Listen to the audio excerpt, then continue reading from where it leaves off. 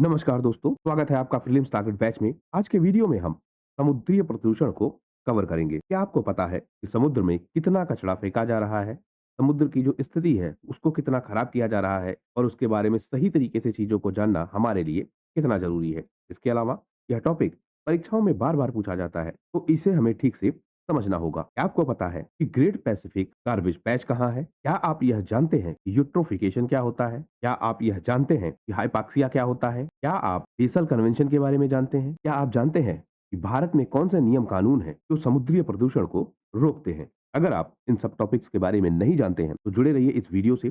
पूरा देखिए वीडियो, आपको इन सारे टॉपिक्स के बारे में जानकारी मिलेगी। इसके अलावा और भी बहुत सारी चीज़ें हैं जिसको हम कनेक्टेड वे में देखेंगे, जिससे आप पूरी तरीके से समझ पाएँगे कि समुद्री प्रदूषण क्या है, समुद्र में प्रदूषण होता कैसे है, उसके सोर्सेज़ क्या हैं, कहाँ से यह प्रदूषण आता है और कौन सबसे ज़्यादा ज़िम्मेदार है समुद्रीय प्रदूषण के पीछे। तो मैं अनुपम तिवारी स्वागत करता हूँ आपका अपने इस यूट्यूब चैनल पर। सबसे पहले हम यह देखते हैं कि वर्तमान में जो समुद्री प्रदूषण हो रहा है, उसमें सबसे ज़्यादा जो प्रदूषित सामग्री है, मटेरियल्स है, वह क्या है? एक सबसे बड़ी समस्या है प्लास्टिक प्रदूषण। हर साल लगभग 8 से 14 मिलियन टन प्लास्टिक पहुंचता है समुद्र में और इसमें भी सबसे बड़ी समस्या है माइक्रोप्लास्टिक। माइक्रोप्लास्टिक मतलब वह प्लास्टिक जो 5 एमएम से कम साइज का होता है। इन्हीं सब कारणों से बना है ग्रेट पैसिफिक गार्बेज पैच। यह है कहाँ पर? यह प्रशांत महासागर में है और स्पेसिफिक अगर हम कहें तो जो आपका कैलिफोर्निया है और हवाई द्वीप, इनके बीच में यह स्थित है। एक पूरा पैच बन चुका है, एक बहुत बड़ा एरिया बन चुका है और यह एरिया कितना बड़ा है? जो आपका टेक्सास शहर है, उस शहर से 3 गुना बड़ा ज़्यादा एरिया है यह, जो एक तरीके से प्लास्टिक का डंप यार्ड बन चुका है, जहाँ पर प्लास्टिक को डंप किया गया है। एक बहुत बड़ी समस्या हमारे सामने धीरे-धीरे खड़ी होती जा रही है। इसके अलावा क्योंकि समुद्रों से जो ऑयल ट्रांसपोर्ट है, वह किया जाता है, एक देश से तेल दूसरे देश में जाता है। इस ट्रांसपोर्टेशन के दौरान कभी-कभी क्या होता है, तेल रिसाव हो जाता है।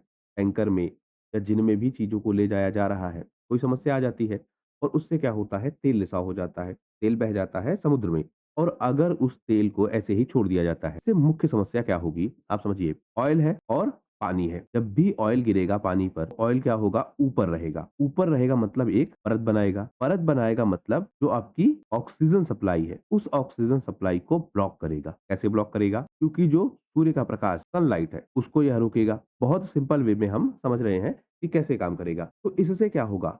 समुद्र के अंदर जो ऑक्सीजन की सप्लाई है, वह सप्लाई घट जाएगी। मतलब जो आपकी बीओडी है, बायोलॉजिकल ऑक्सीजन डिमांड, यह बढ़ जाएगी और जो आपकी डीओ है, डिसॉल्व्ड ऑक्सीजन, यह घट जाएगी और जब यह होगा तो यह कैसा होगा? संकटपूर्ण स्थिति। क्यों? क्योंकि इसके कारण जो पेड़-पौधे हैं, शैवाल हैं, वह क्या होगा? अपना भोजन नहीं बना पाएँगे और जो पूरा एरिया है वह धीरे-धीरे डेड ज़ोन में बदलने लगेगा। तो बहुत बड़ी समस्या है। इसी तरीके से एक हादसा हुआ था 2010 में, डीप वाटर होराइज़न के नाम से जिसको जानते हैं। इस हादसे के दौरान लगभग 49 लाख बैरल तेल खाड़ी ऑफ मेक्सिको में फैल गया था और इसने बहुत नुकसान किया था। अगर आप मैप में देखेंगे तो आपको यह मिलेगा ग्रेट पैसिफिक गार्बेज पैच। एक पूरा पैच एरिया है जहाँ पर पूरा गार्बेज फैला हुआ है। अब हमको यह समझना होगा कि इतना सारा समुद्र में प्रदूषण जा कहाँ से रहा है? समुद्री प्रदूषण के प्रमुख स्रोत कौन से हैं? कैसे कंट्रीब्यूशन हो रहा है समुद्री प्रदूषण में? तो इसमें सबसे पहला क्या है? रासायनिक प्रदूषण।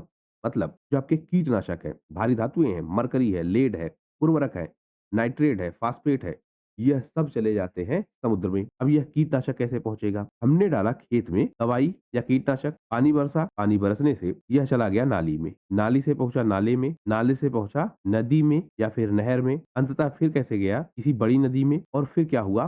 समुद्र में जाकर यह मिल गया। एक कारण भारी धातुएँ जो हैं, इनको डंप किया जा रहा है। जो सीवेज है, इसका पानी डंप किया जा रहा है। तो इससे क्या हो रहा है? जो रासायनिक तत्व हैं, वह पहुँच जा रहे हैं समुद्र में और समुद्र के पानी को डैमेज कर रहे हैं। फिर हमने एक टर्म की बात की थी, यूट्रोफिकेशन। अब यह क्या है? जब इस तरह का जो कचरा है या इसको आप और आसान भाषा में समझिए, सीवेज का पानी और यह चला गया समुद्र में। जब यह समुद्र में गया तो क्योंकि यह सीवेज का पानी है, तो इसमें क्या होगा? आपका नाइट्रोजन होगा, यानी कि यूरिया की मात्रा होगी। अब यह क्या करेगा? जब यह समुद्र में पहुंचेगा तो समुद्र में जो शैवाल है, इसको मिलेगा एडिशनल नाइट्रोजन और फास्फोरस। और आसान भाषा में समझते हैं, आपने सुना होगा कि खेतों में खाद डाल दो। इस खाद में कई बार यह भी कहा जाता है या होता भी है कि जो वेस्ट है, और वेस्ट में भी कौन सा वेस्ट? जो जैव अपशिष्ट है, उसको डाल दो। यह जैव अपशिष्ट एक तरीके से खाद का काम करता है। इसी रेफरेंस में इसको भी देखिए, यह गया पानी में यानी कि समुद्र में, वहां पर जो शैवाल है उनको मिलने लगा एक्स्ट्रा नाइट्रोजन, एक्स्ट्रा फास्फोरस। अब इससे क्या होगा, यह जो आपकी शैवाल है यह तेजी से बढ़ेगी और एक समय के बाद इनकी संख्या बहुत बढ़ जाएगी, मतलब शैवाल की जो संख्या है वह काफी बढ़ जाएगी। अब यह शैवाल जब समाप्त होंगी तो इनको समाप्त करने के लिए बैक्टीरिया आएंगे बहुत सारे, यानी यह जो आपकी शैवाल है यह बहुत ज्यादा बढ़ जाएगी। जब यह शैवाल समाप्त होगी, उसको सड़ाने के लिए या उसको खत्म करने के लिए, डिकम्पोज करने के लिए बहुत सारे बैक्टीरिया आएंगे, और जब बहुत सारे बैक्टीरिया आएंगे तो यह काम करेंगे। जब यह काम करेंगे तो इससे क्या होगा, जो आपकी ऑक्सीजन की डिमांड है वह डिमांड बहुत ज्यादा बढ़ जाएगी। यह हमने पीछे भी देखा था कि जब भी बैक्टीरिया बड़ी संख्या में फैलते हैं या जब भी बैक्टीरिया बड़ी संख्या में उत्पन्न होते हैं किसी वेस्ट को सड़ाने के लिए, उसको समाप्त करने के लिए, तो वह ऑक्सीजन की डिमांड करते हैं। जब ऑक्सीजन की डिमांड करेंगे तो उससे क्या होगा, जो आपका बीओडी है, बायोलॉजिकल ऑक्सीजन डिमांड, यह बहुत ज्यादा बढ़ जाएगी और जो अवेलेबल ऑक्सीजन है, मतलब जो आपकी डिजॉल्व्ड ऑक्सीजन है, डीओ है, यह क्या होगा, कम होने लगेगा। यानी जो ऑक्सीजन है उसकी डिमांड बढ़ जाएगी, ऑक्सीजन जो वहां अवेलेबल है वह धीरे धीरे कम होने लगेगा। अब इससे क्या होगा, क्योंकि इसी ऑक्सीजन से जो आपके जीव जंतु हैं, और जीव जंतु कौन से, समुद्री जीव जंतु जो उसके आसपास हैं, जैसे मछलियां हैं या फिर केकड़ा है या ऐसी बहुत सारी प्रजातियां जो समुद्रों में रह रही हैं। अब इनके लिए क्या है, ऑक्सीजन कम हो गई। अब जब इनके लिए ऑक्सीजन कम हो गई तो धीरे धीरे क्या होगा, इनका विनाश, यानी यह धीरे धीरे क्या हो जाएंगे, समाप्त होने लगेंगे। इससे क्या होगा, एक डेड जोन बनेगा। डेड जोन मतलब एक ऐसा जोन बन जाएगा जहां पर जो आपकी ऑक्सीजन है, यह ऑक्सीजन इतनी कम है कि जीव जंतु अगर यहाँ पर रहेंगे तो उनकी मृत्यु हो जाएगी। तो इससे भी क्या होगा, यह जो जीव जंतु है यह या तो मर जाएंगे या फिर यहाँ से क्या करेंगे, पलायन कर जाएंगे, और जो बायो डायवर्सिटी है वह पूरी तरीके से डिस्टर्ब हो जाएगी। आपको लगेगा कि यह समस्या इतनी बड़ी नहीं है, तो इसके आप एग्जाम्पल समझिए। स्थिति अगर आप देखेंगे कि जो केरल है, यहाँ पर जो वेम्बनाड झील है एक बड़ी समस्या का सामना कर रहा है इसी तरीके की। इसके अलावा जो चिल्का झील है यहाँ पर ओडिशा में, वह भी इस समस्या का सामना कर रहा है। हुसैन सागर झील है, यह कहाँ है, हैदराबाद में, यह भी इसी तरीके की समस्या का सामना कर रहा है। तो एक बड़ी समस्या है जो इस तरीके से यह वेस्ट जाता है, और यही वेस्ट क्या करता है, पूरी जो बायोडायवर्सिटी है उसको डिस्टर्ब करने लगता है। इसी को क्या कहेंगे, यूट्रोफिकेशन, यानी यूट्रोफिकेशन होगा, ऑक्सीजन कम हो जाएगा, डेड जोन बनेगा, और वह डेड जोन बहुत खतरनाक होगा समुद्रों के लिए। तो हमने यूट्रोफिकेशन समझ लिया। यही जो आपका डीओ है, जब यह कम हो जाएगा और जो आपका बीओडी है यह बढ़ने लगेगा, तो इस पूरी सिचुएशन को क्या कहेंगे, हाइपॉक्सिया। यानी हाइपॉक्सिया वह सिचुएशन है जब ऑक्सीजन की जो मात्रा है वह मात्रा घटने लगती है। तो हमने समझ लिया एक कारण जो आपका रासायनिक प्रदूषण है। दूसरा समझते हैं शिपिंग है और अपशिष्ट है, यह भी हम डंप करते हैं। जैसे जो जहाजों से निकलने वाला सीवेज है, ग्रे वाटर है, इन सब को डंप किया जाता है समुद्रों में। एक शब्द आपको मिल रहा है ब्लास्ट वाटर। यह क्या होता है, एक आपका जो समुद्री जहाज, यह समुद्री जहाज जब पोत पर खड़ा होता है, और एग्जैक्टली अगर हम कहें तो यह पोत पे खड़ा हो गया, इसको बैलेंस करने के लिए, यानी यह ठीक से जहाज खड़ा रहे, तो क्या करते हैं कि इसके टैंकों में पानी भर दिया जाता है। एग्जैक्टली क्या होता है, मान लेते हैं एक जहाज है, यह जहाज पहुंचा पोर्ट पर, इस जहाज में बहुत सारा क्या था, सामान था। अब यह सामान क्या हुआ, पोर्ट पर पहुंचने के बाद उतारा जाने लगा। जब सामान उतारा जाएगा तो यह जो आपका जहाज है, यह जहाज कैसा हो जाएगा, हल्का हो जाएगा, इसका वेट कम हो जाएगा। जब यह हल्का हो जाएगा तो डर यह होता है कि यह जहाज क्या होगा, हिलने लगेगा, क्योंकि बैलेंस करने के लिए एक वेट चाहिए। तो क्या करते हैं, इसमें पानी भर देते हैं, मतलब एक एरिया बना होता है जो इसको बैलेंस करेगा, या इसीलिए यह एरिया बना होता है कि पानी भरकर जहाज को बैलेंस किया जाएगा। अब यह पानी कहाँ से भरा जाएगा, जाहिर सी बात है किनारे से। यानी एक जहाज था, वह एक पोर्ट पे पहुंचा, यहां से पानी भर दिया गया। अब यह जहाज फिर से लोड होगा, मतलब इस पर सामान लदेगा। सामान लदने के बाद यह फिर से जाएगा किसी दूसरे क्षेत्र में, लेकिन क्योंकि जो पानी का वेट है इसको कम करना पड़ेगा। इतना वेट लेके कैरी क्यों किया जाए, जबकि सामान लद चुका है, अब बैलेंस वाली समस्या नहीं है। तो इसने क्या किया, पानी को कहीं डंप कर दिया, पूरा पानी कहीं गिरा दिया। इससे क्या होगा, ये जो आपका पानी था इसमें समुद्री जीव भी होते हैं, जैसे मछलियां। अब यह चली जाएंगी किसी दूसरे क्षेत्र में, और यहाँ पर यह काम करेगी आक्रामक प्रजाति के रूप में। अब इससे दो समस्या होगी। पहली समस्या यह कि जहां से यह पानी उठाया गया था वहां की जो बायो डायवर्सिटी है वह डिस्टर्ब होगी। दूसरे, जहां पर इसको छोड़ा जाएगा, कई बार यह प्रजातियां आक्रामक हो जाती हैं या आक्रामक प्रजाति के रूप में बिहेव करती है। वहां का जो एनवायरमेंट है, वहां का जो बायोडायवर्सिटी है उसको डिस्टर्ब करने लगती है, और जब बायोडायवर्सिटी डिस्टर्ब होगी तो यह भी क्या हो जाएगा, एक तरीके का प्रदूषण। इसके अलावा हम समझे क्योंकि यह जहाज जब निकलते हैं तो बहुत ज्यादा यह शोर भी करते हैं, अर्थात जो आपका नॉइज पोल्यूशन है यह भी खूब ज्यादा होगा। सोनार लगे होंगे, शिप का जो इंजन है, सोनार क्या होता है, एक तरीके से यह नेविगेशन सिस्टम है, या हम कहें कि समुद्र में कोई चीज है उसको पता लगाने का यह काम करता है। इससे क्या होगा, जो समुद्र के जीव जंतु है उन पे बड़ा इम्पैक्ट आएगा, जैसे आपकी व्हेल है, डॉल्फिन है, इन सब पर बहुत ज्यादा इम्पैक्ट आता है नॉइस पोल्यूशन का। तो यह भी एक बड़ी समस्या है। अब इससे क्या होता है, मान लेते हैं कोई जहाज गुजर रहा है और इस जहाज के आसपास का जो एरिया है, यहाँ पर बहुत सारे क्या है, जीव जंतु है। यह जहाज इतनी नॉइस के साथ गुजरा, ये जो आपके जीव जंतु है यह यहाँ से पलायन कर गए, यानी यह जो पूरा जोन बन गया, इस जोन की जो बायोडायवर्सिटी है वह इस जहाज के जाने के बाद बदल गई। तो यह भी क्या है, समुद्री प्रदूषण का एक बड़ा कारण। समुद्र में बहुत सारा कचरा भी डंप किया जाता है। इनमें सबसे ज्यादा फेमस आजकल क्या है कि जैसे आपके मछुआरे हैं, वह जाते हैं समुद्र में मछली पकड़ने, उनका जाल फंस जाता है कई बार, तो उस जाल को वह क्या करते हैं, छोड़ देते हैं। अब समुद्र में यह जाल छूट गया, जब यह जाल छूट गया तो बहुत सारे जो जीव है वह इस जाल में फंस जाते हैं। मतलब जाल तो समुद्र में पड़ा है, अब वह बाहर नहीं निकलेगा, लेकिन जो जीव जंतु है वह उस जाल में फंसने लगते हैं। इससे क्या होता है, धीरे धीरे वह जीव जंतु मरने लगते हैं। और ऐसे बहुत सारे जो आपके जाल है मछली पकड़ने के, उनको समुद्रों में छोड़ दिया गया है और वह काम कर रहे हैं समुद्री जीवों को मारने का। सिगरेट बट्स हैं, गुब्बारे हैं, स्ट्रॉ है, यह सब भी समुद्रों में डंप किया जा रहा है। तो बड़ी समस्या इससे भी खड़ी हो रही है। अब हम यह समझे कि रेशियो क्या है, कौन ज्यादा जिम्मेदार है समुद्री प्रदूषण के लिए और किसे हमको सबसे ज्यादा कंट्रोल करना है। सबसे ज्यादा क्या है, जो आपके बायो डिग्रेडेबल अपशिष्ट है, यही सबसे ज्यादा योगदान करता है। और यह कितना है, समुद्री प्रदूषण का 48%। इसको भी हम समझते हैं। मान लेते हैं कोई जीव है या कोई जानवर है, अब यह जानवर मर गया तो हमने क्या किया, समुद्र में इसको फेंक दिया। अब आपको यह पता है कि थोड़े समय बाद यह जो समुद्र में फेंका गया मरा जीव है यह समाप्त हो जाएगा, इसको कीड़े मकोड़े, बैक्टीरिया यह सब खा के खत्म कर देगी।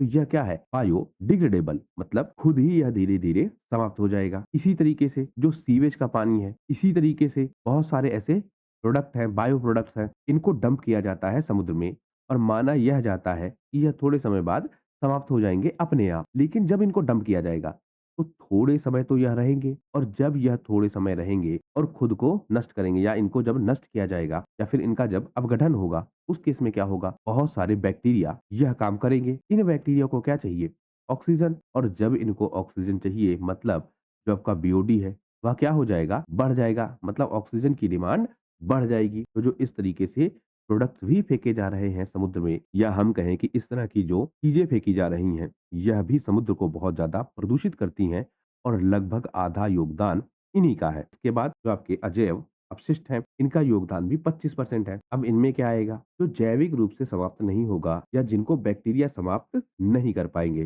जैसे आपका प्लास्टिक है, आपकी कुछ धातुएं हैं, यह बहुत लंबे टाइम के बाद समाप्त होंगी। तो यह भी क्या है, प्रदूषण का एक बहुत बड़ा कारण, या फिर 25% यह योगदान देता है समुद्री प्रदूषण में। इसके बाद प्लास्टिक, यह अलग से भी 9% का योगदान देता है। फिर जो आपका कागज डंप किया जाता है, अब इनमें क्या आएगा, जैसे आपका गत्ता है यह डंप किया जाता है बड़ी मात्रा में, तो यह भी क्या है, 8% योगदान देता है समुद्री प्रदूषण में। फिर जो आपके कपड़े हैं, इनको फेंका जाता है, सड़े गले कपड़े हैं, इनको भी डंप किया जाता है, तो 4% योगदान इनका भी है। कुछ और चीजें भी हैं जो 4% का योगदान देती हैं। धातुएं हैं, यह कितना है, 1%, क्योंकि यह भी हमने क्या देखा, अजैव अपशिष्ट है। इसके अलावा जो आपका कांच है, यह भी 1% का योगदान देता है। तो इस तरह हम देखते हैं कि जो समुद्री प्रदूषण है उनमें कौन कितना योगदान देता है।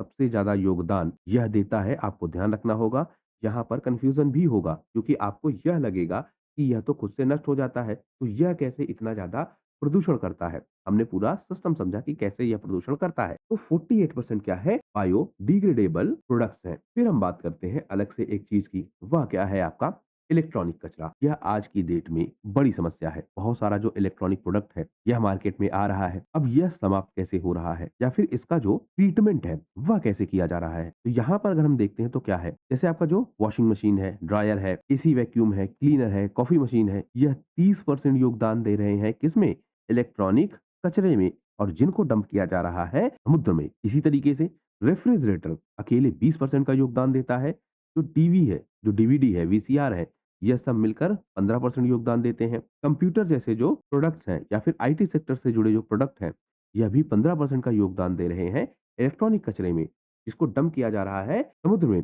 टेलीविजन अकेले 10% का योगदान देता है और जो मॉनिटर है यह देता है योगदान 10% का। अब इसको आप ऐसे समझिए, जो आपका समुद्री प्रदूषण है, उस समुद्री प्रदूषण में 30% प्रदूषण क्या है? इलेक्ट्रॉनिक ई वेस्ट है। इस 30% ई वेस्ट में किसका योगदान सबसे ज्यादा है? रेफ्रिजरेटर, जो कि आपका है 20%। इसी तरीके से डीवीडी प्लेयर 15%, या फिर यह सारे प्रोडक्ट्स हैं, यह योगदान दे रहे हैं समुद्री प्रदूषण में। तो यह भी हमने समझ लिया। क्या इसको कंट्रोल करने के लिए कोई कार्यवाही हो रही है? तो अंतरराष्ट्रीय स्तर पर ऐसी व्यवस्थाएं हैं। एक व्यवस्था उनमें से है बेसल कन्वेंशन। अब क्योंकि जो समुद्र है यह बहुत बड़ा है और पूरे समुद्र पर किसका कंट्रोल है यह भी डिसाइड नहीं है, क्योंकि ओपन फील्ड है। तो कैसे कौन सा देश जिम्मेदारी ले, इस बात को कंफर्म किया गया। इसी के तहत एक समझौता हुआ। इस समझौते का नाम क्या है? Basel convention. पूरा नाम क्या है इसका? Basel convention on control of transboundary movements of hazardous waste and their disposal. नाम से ही आप समझ गए होंगे क्या क्या बात की जा रही है। Control of transboundary movement, इसका जो आपके हजार्डस वेस्ट है और उसका जो डिस्पोजल है, यानी बेसल कन्वेंशन से यह चीज तय की गई। क्योंकि हमने अभी देखा कि डंप किया जा रहा है,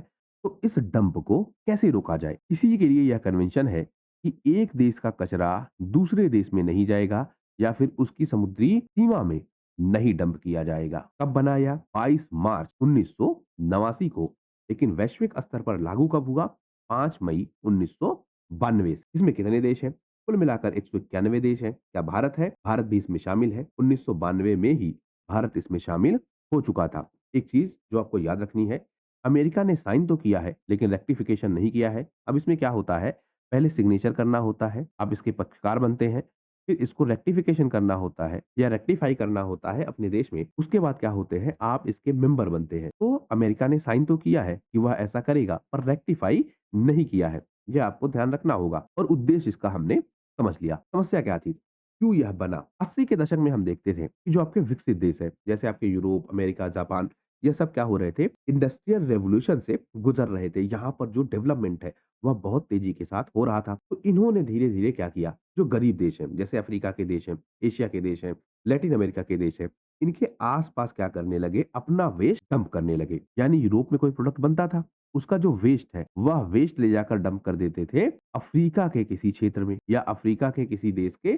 समुद्री क्षेत्र में। अब इससे क्या हो रहा था, जो गरीब देश है, क्योंकि यहाँ पर जो इंडस्ट्रियल रेवोल्यूशन है वह नहीं हुआ है। इसके अलावा यूरोप ने अफ्रीका, एशिया, इन सब के बहुत सारे देशों पर क्या किया था, अधिकार किया था, यानी कॉलोनी थी। जैसे भारत पर भी इंग्लैंड का कब्जा था, तो यह देश विरोध भी नहीं कर पाते थे, यह लोग जाके कचरा डंप कर देते थे।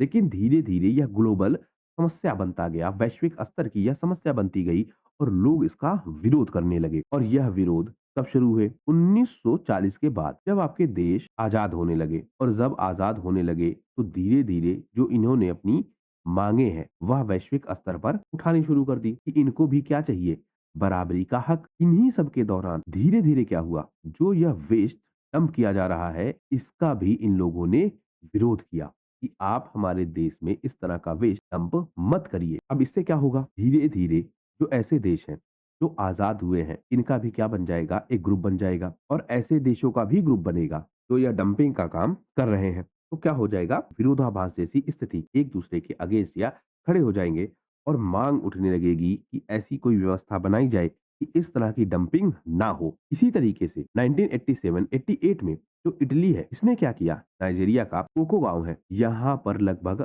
8000 ड्रम जहरीला केमिकल डंप कर दिया। नाइजीरिया में बीमारी फैल गई, सैकड़ों लोग वहां बीमार हो गए और बहुत सारे लोगों की मौत हो गई। इससे बहुत विरोध हुआ। 90 के दशक में जो भारत का गुजरात है, वहां के जो बंदरगाह है, वहां पर भी इस तरह की डंपिंग होती थी। जहरीला कचरा वहां उतारा जाता था। आसपास का जो क्षेत्र है वहां पर भी डंपिंग होती थी। इसी तरीके से अलग अलग क्षेत्रों में डंपिंग हो रही थी। अब यह वैश्विक मुद्दा बन गया और इसी को रोकने के लिए बेसल कन्वेंशन साइन किया गया या बेसल कन्वेंशन को बनाया गया। इसीलिए इसको कहते हैं विश्व का कचरा विरोधी कानून। तो बेसल कन्वेंशन क्या है, यह हमने समझ लिया। एक शब्द आपको मिलेगा, ई कॉम्प्लेक्स। यह क्या होता है? ई कॉम्प्लेक्स क्या होता है, जो आपका यह इलेक्ट्रॉनिक वेस्ट है, 2005 में इसको कंट्रोल करने के लिए यह व्यवस्था बनाई गई, यानी इलेक्ट्रॉनिक वेस्ट को रिसाइकल करने की व्यवस्था बनाई गई। इसी को कहते हैं सी कॉम्प्लेक्स ऐसे क्षेत्र बनाए गए और कौन-कौन से ऐसे नियम हैं जिनके माध्यम से हमने वैश्विक स्तर पर व्यवस्था देख ली बेसल कन्वेंशन। तो भारत के स्तर पर ऐसे कौन-कौन से नियम कानून हैं जिनके थ्रू इस समस्या को सुलझाया जा रहा है। तो भारत में क्या है, खतरनाक अपशिष्ट प्रबंधन एवं संचालन नियम 1989, इसको 2000 में संशोधित किया गया, फिर से इसको चेंज किया गया 2002 में। इसके अलावा खतरनाक अपशिष्ट जो है इसके मैनेजमेंट के लिए वन एवं जलवायु परिवर्तन मंत्रालय की गाइडलाइंस है। यह कब की है? 1991 की। राष्ट्रीय पर्यावरण ट्रिब्यूनल अधिनियम 1995 यह भी काम करता है। बायोमेडिकल अपशिष्ट प्रबंधन एवं संचालन नियम 2002। तो इस तरह से भारत में भी नियम कानून है जो इस तरह के वेस्ट को कंट्रोल करते हैं या इनका जो रिसाइकलिंग प्रोसेस है उसको डिसाइड करते हैं। तो इस तरह से हमने समझा समुद्री वेस्ट क्या होता है, कैसे यह एक ग्लोबल समस्या बन गया है, वैश्विक स्तर पर इसको कैसे निपटाया जा रहा है, भारत भी इसमें कैसे-कैसे प्रयास कर रहा है, भारत में क्या-क्या नियम कानून है, यह सब कुछ हमने समझ लिया। आशा करता हूँ यह वीडियो आपकी परीक्षा के लिए उपयोगी होगा। वीडियो यदि पसंद आया हो तो प्लीज़ शेयर कीजिए अपने दोस्तों के साथ, सब्सक्राइब कीजिए इस चैनल को। आपका हमसे जुड़ने के लिए बहुत-बहुत धन्यवाद। आपका दिन शुभ हो।